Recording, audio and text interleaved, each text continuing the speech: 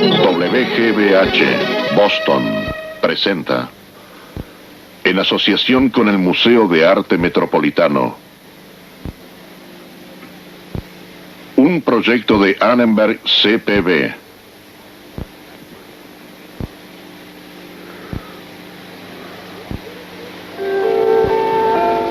Fue una época casi como la nuestra, de grandes estados impersonales y de individuos que se sentían perdidos en ellos. Una época de consumo, brutalidad, sofisticación, experimentación y de intentar encontrar un justificativo, un consuelo en cultos religiosos. La edad helenística, esta vez en la tradición de Occidente.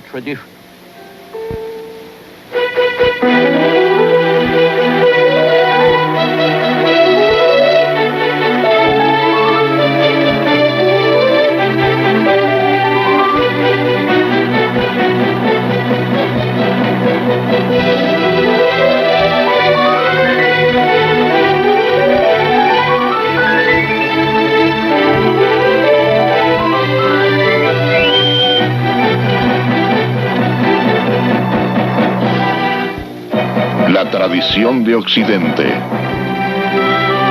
Y ahora el profesor Eugene Weber de la Universidad de Los Ángeles en su viaje a través de la historia de la civilización occidental.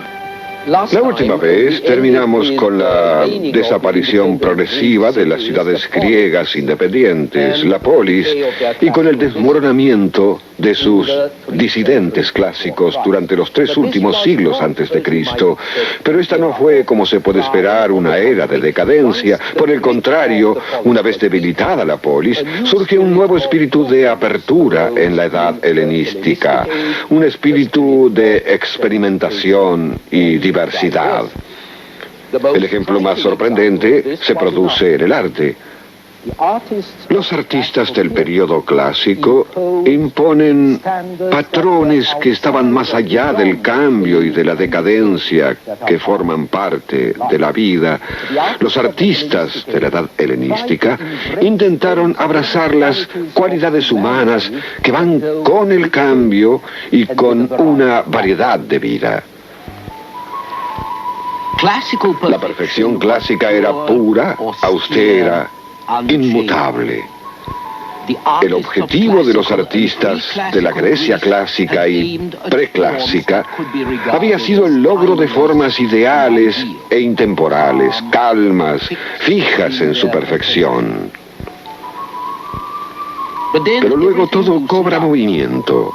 Las estatuas de la edad helenística se mueven como seres humanos, expresan emociones humanas, buscan mayor realismo, un movimiento, una sensualidad.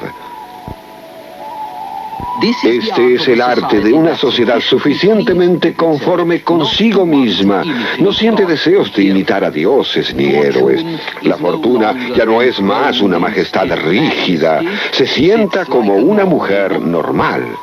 Afrodita fluye y toma forma con movimientos sensuales. La Victoria se posa sobre la proa de un barco y se puede sentir el viento presionando los pliegues de su vestido contra el cuerpo.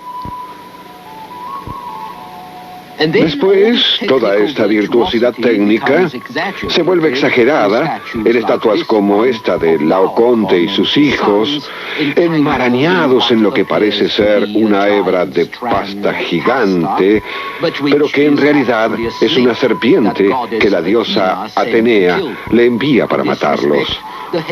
En este sentido, los griegos helenísticos eran como nosotros, admiraban la moderación, pero con frecuencia se iban a los extremos. Y si gran parte de este arte, con sus formas barrocas y su tristeza melosa y grotesca, es menos admirado que sus predecesores clásicos, también es más natural, más dramático, más dinámico y, sobre todo, se inclina más a las referencias históricas. Esta es la primera época de museos, colecciones, bibliotecas públicas y privadas y de la arqueología.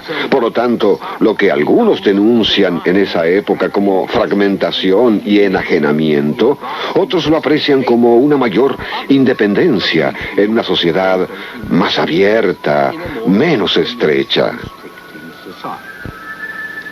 Se aleja el arte de la polis, dejando su lugar a un arte más individual. Tenemos retratos, embustos y pinturas que no están idealizados, sino que representan la vida.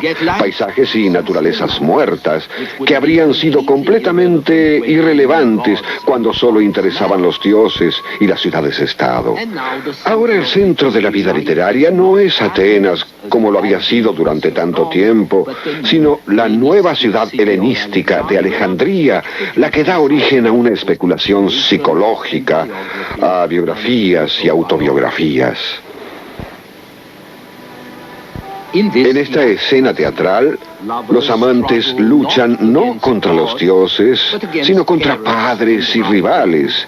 Y no se hace referencia a valores supremos, sino a las voluntades, dotes, cartas robadas, como en una obra moderna. El público también desea finales felices, no solo las desventuras inevitablemente tristes de la clásica tragedia griega.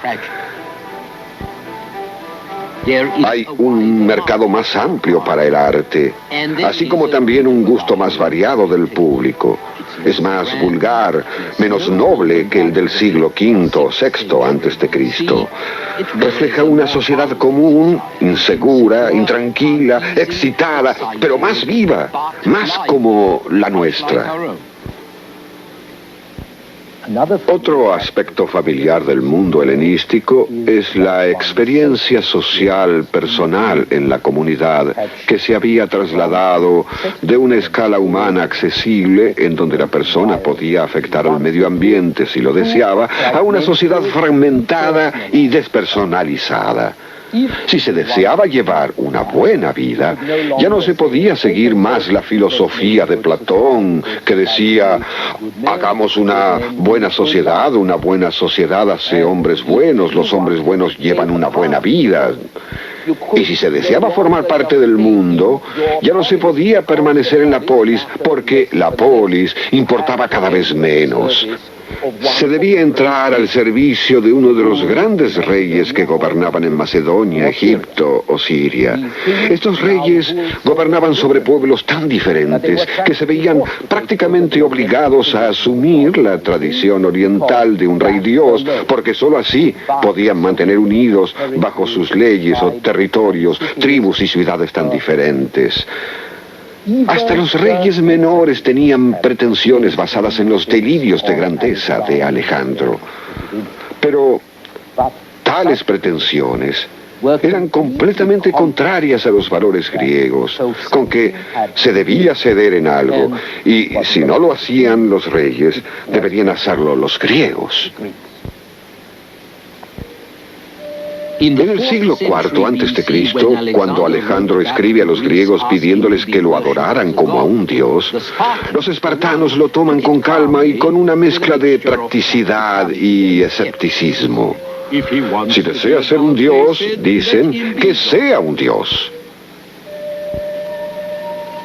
Se puede ver a lo que condujo esta actitud observando a Antíoco I de Comágenes, un rey helenístico del siglo I antes de Cristo. Cuando construyó su tumba en Nebroda, ahora en Turquía, Antíoco ordena cortar la cima de una montaña de 2.870 metros de alto y hace colocar un túmulo, un montículo sepulcral de 140 metros de alto, con las estatuas colosales de los dioses griegos y persas, en medio de los cuales se encuentra sentado un dios entre los dioses. La arrogancia o tal exageración fue una ruptura radical con la tradición griega de moderación. También ofendía a las ideas griegas de la dignidad de los hombres libres, sujetas solamente a las leyes de la polis. Pero habían terminado hacía tiempo los días de la polis autónoma. Ahora el poder se encontraba en los reyes. De modo que surge el problema de cómo se adaptaría un hombre de pensamiento libre a la nueva situación. ¿Qué debería hacer si deseaba vivir como un buen hombre, un hombre honesto que sigue sus propios principios? ¿Debería mantenerse alejado? ¿Debería actuar? Y si actuaba, ¿qué normas debería seguir?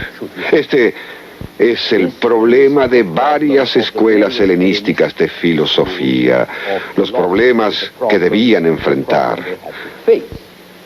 Y a pesar de las diferentes respuestas, todos estaban de acuerdo en que el hombre debía encontrar la fuente de la libertad y justicia en sí mismo. La libertad, en tiempos clásicos, consistía en una obediencia a las leyes de la ciudad y de sus dioses. Pero en la edad helenística, debería consistir en una libertad interna que tenía que surgir de la unión del orden cósmico con uno mismo. El hombre sabio es libre, aunque sea un esclavo, siempre que pueda establecer y retener su libertad eterna. Si él es su propio amo, entonces no tiene ningún otro. Ningún humano puede intimidarlo. Las pasiones, temores, codicias, deseos, no pueden hacer temblar su integridad. No siente ni la ausencia ni el ansia de fortunas ultrajantes, sino que aprende a no preocuparse por los deseos, ni por el destino, ni la fortuna, porque él es más autónomo de lo que puede ser cualquier polis. Los cínicos, cuyo representante más conocido fue el filósofo Diógenes, tenía una de las tantas recetas para lograr tal autonomía y separación. Esencialmente creían en ser pobres, rudos y no convencionales, mantenerse alejados de la sociedad, evitar la familia o cualquier tipo de propiedad y mendigar para mantenerse vivos. El mismo Diógenes vivía en un tonel o en cualquier otra cosa que encontrase como refugio en las calles de Atenas. Esta es la descripción del siglo XVI de una famosa historia sobre este filósofo, en la cual Alejandro le pregunta si hay algo que él pueda hacer por el anciano, y a la que Diógenes responde pidiéndole que se quite de la luz del sol. Esta es una forma de evadir el destino, abandonar todo y ser rudos con los demás. Otra forma es evitar a los demás y al mundo, excepto por las almas de algunos parientes y por las cosas básicas que se necesitan para llevar una vida civilizada. Evitar el dolor, evitar la preocupación y las ansiedades provocadas por los intereses mundanos. Buscar solo el placer. La palabra hedonismo deriva del término griego placer, pero no se refiere a los placeres vulgares del cuerpo, sino a los que se derivan de una mente en paz. Esta era la doctrina del filósofo Epicuro, quien vivió desde el año 341 hasta el 270 a.C. Puesto que su doctrina recomendaba alejarse del mundo, nunca tuvo influencia política ni histórica. El rival de mayor éxito de Epicuro fue Zenón, quien vivió desde el año 335 hasta el 263 a.C. Es importante destacar que mientras Epicuro enseñaba su filosofía en un jardín privado, Zenón la enseñaba en un pórtico público, una estora como esta. Y el estoicismo, nombre de la filosofía de Zenón, trata mucho más los temas de preocupación pública que el epicureísmo, porque enseña que la libertad interna surge del estar en armonía con el orden del universo. Percibe el orden cósmico, dice Zenón. Apodérate de la voluntad gobernante del universo, luego sométete a ella y así serás libre. Esta, por lo menos, era la visión estoica de la autonomía espiritual. Pero también creían que no se podía ignorar el mundo exterior, porque era un reflejo, aunque pálido, del orden cósmico. Y el hombre El hombre sabio enseñaba, concebía una relación entre ambos. El deber del hombre sabio es restaurar y mejorar el orden en el mundo que lo rodea, para que el mundo cotidiano esté en armonía con el cosmos, para aconsejar a los déspotas que tienen el poder y así transformar a los reyes en filósofos. Por lo tanto, los cínicos eran anarquistas. Los epicúreos eran contempladores pasivos. Los estoicos eran activistas políticos conservadores, quienes, al igual que lo serían los puritanos, tomaban la carga del mundo con melancolía. Sin embargo, a pesar de que los estoicos parecen renuentes, su filosofía es positiva, porque enseña que el mundo está gobernado por un orden supremo, y que el deber de los hombres buenos es defender los valores más nobles, los cuales son su única recompensa.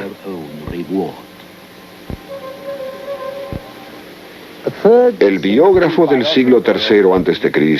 de los filósofos griegos, Diógenes Laercio, enumera los principios de la filosofía estoica y escribe: el fin puede definirse como la vida en concordancia con la naturaleza, o en otras palabras, de acuerdo con nuestra propia naturaleza humana, así como también con la del universo. Una vida en la cual nos abstenemos de toda acción prohibida por la ley común a todas las cosas, es decir, la razón correcta que ocupa todas las cosas. Esta creencia estoica es una ley moral de la naturaleza y que comprende a todas las personas. Fue traducida a términos legales romanos y se transforma en la sanción que hay detrás de los gobiernos, pasando a la Edad Media y aún más allá. Las creencias estoicas también hacen una gran contribución al cristianismo, como se puede ver de los trabajos de Epicteto, un filósofo griego que vivió desde el año 60 al 120 después de Cristo.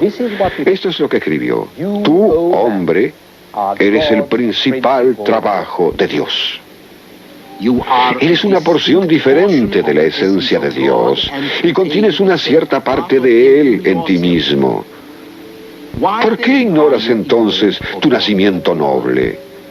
Lo llevas en tu interior y no observas que lo profanas con pensamientos impuros, con acciones sucias. Mientras tanto, sin embargo, hay otro aspecto más oscuro del periodo helenístico: la persistencia y la popularidad de las religiones primitivas arcanas. Estas mujeres participan en ritos al culto de Dionisio. Solo los iniciados aprenden los secretos del misterio de la vida y por lo tanto solamente ellos pueden salvarse. Ya sea que estos cultos adoren a Isis o Serapis de Egipto, Mitra de Persia u otros, todos tienen esto en común: le incumbían al individuo, no a la polis. No tenían en cuenta las responsabilidades políticas y reunían a las personas en comunidades de adoradores independientes de la religión del Estado. Las más simples eran las religiones relacionadas con la tierra misma, como el culto eleusino, descrito aquí, o los cultos dionisíacos. Este es Dionisio, el dios de la fertilidad, del vino, del drama. En todos los cultos aparece un rey joven que es el portador de la primavera y de un nuevo verano. Aparece como el salvador de la tierra a la que el invierno dejó fría y sin vida y que ha sido sentenciada a la esterilidad por todas las poluciones del pasado. Y por extensión, el joven rey también es el salvador y el purificador de la humanidad, trayendo una nueva era al mundo. Luego hay una dama la antigua diosa de la tierra o de la fertilidad, la madre o hermana o esposa del Salvador, quien con frecuencia es virgen y madre, y que aparece por todo el Mediterráneo con una gran variedad de formas y nombres. Por último están los cuerpos celestiales, el sol, visto aquí en su carro, la luna, las estrellas representadas por estos niños que salen a la luz luego del atardecer. Durante siglos se mantiene esta adoración al sol en Persia. Eventualmente nos trae el culto de Mitra, el sol sin conquistar, quien aparece aquí matando a un toro para garantizar el retorno de las estaciones. Mitra fue particularmente popular en Roma durante el siglo II y resultó ser el principal rival del cristianismo. Después del Sol, había planetas en las 7 esferas que rodeaban a la Tierra. Sus movimientos reflejaban la voluntad de la providencia. Su poder afectaba todo, hasta los 7 días de la semana. Junto a estos cuerpos celestiales, la vida y el esfuerzo humano son vagos. La religión, hacia la última etapa de la antigüedad, está inmersa en planes de escape de la prisión de la Tierra, de los planetas y de las estrellas.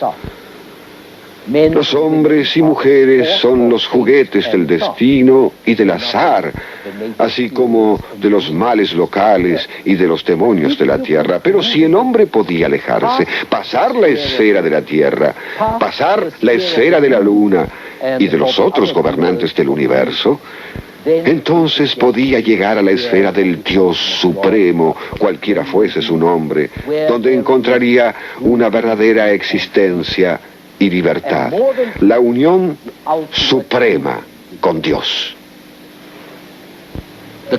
Se debía enseñar la clase de conocimiento que le permitiría llegar hasta ese punto. Se debía iniciar a los hombres, como en esta ceremonia en el templo de Isis. De manera que tenemos sacerdotes, profetas y maestros. Pero por sobre todo, la figura de un redentor, un Dios salvador, quien está conectado con figuras como Atis o Adonis en Asia Menor, u Osiris en Egipto, Dionisio en Grecia, y la idea especial judía del Mesías que salvaría a los elegidos. Este Redentor tiene varios nombres, particularmente el de Cristo, el señalado. Y sobre todo, Él es, en un sentido muy profundo, hombre o el Hijo del Hombre, aunque también sea un Dios. El razonamiento es el siguiente: puesto que el Dios Supremo es invisible por ser espíritu, hizo al hombre a su semejanza. En consecuencia, Dios también es un hombre. Él es el hombre verdadero, supremo, perfecto, eterno, de quien todas las personas con cuerpo son tenues copias. Este Dios ideal, primer hombre, es el Padre, mientras que el Redentor, el Salvador, es su Hijo, la imagen del Padre o el Hijo del Hombre. Generalmente este Salvador baja del paraíso para salvar a la humanidad. Y una vez terminado su trabajo, vuelve al paraíso para sentarse junto a la gloria de su Padre. Y de ahí en más, los hombres a quienes ha elegido podrán unirse a Él.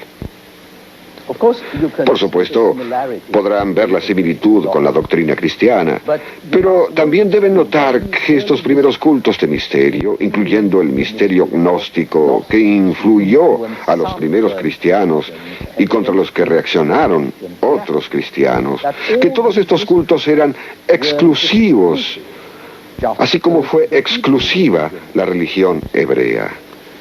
Había un grupo de elegidos, cada uno con un contrato particular o un pasaje hacia la salvación.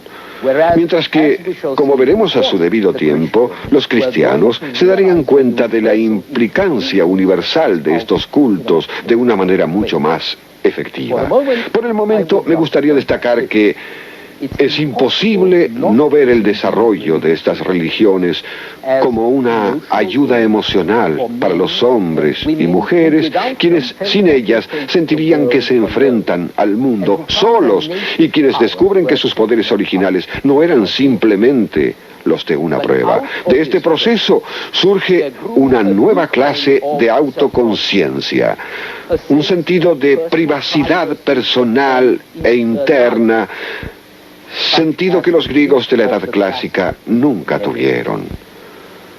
Los hombres y mujeres fabricaban lentamente almas para ellos mismos, así como también iglesias, cuyos valores, derechos e instituciones se establecían por primera vez fuera de la comunidad política, para bien o para mal.